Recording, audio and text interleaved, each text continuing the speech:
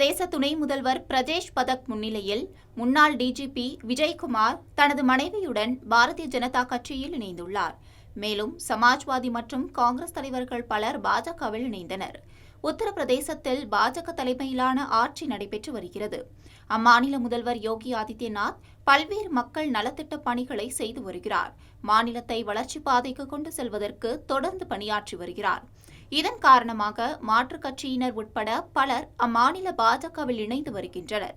அந்த வகையில் உத்தரப்பிரதேச மாநிலத்தின் முன்னாள் டிஜிபி விஜய்குமார் இன்று பாஜகவில் இணைந்தார். உத்தரப்பிரதேச துணை முதல்வர் பிரஜேஷ் பதக் முன்னிலையில் முன்னாள் டிஜிபி விஜய்குமார் தனது மனைவியுடன் பாரதிய ஜனதா கட்சியில் இணைந்தார். மேலும் சமாஜ்வாதி மற்றும் காங்கிரஸ் தலைவர்கள் பலர் பாஜகவில் இணைந்தனர்.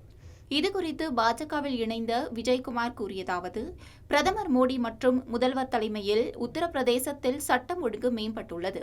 மக்களுக்காக பணியாற்றுவதற்கு இங்கு நிறைய வாய்ப்புகள் உள்ளன என்று கூறினார்.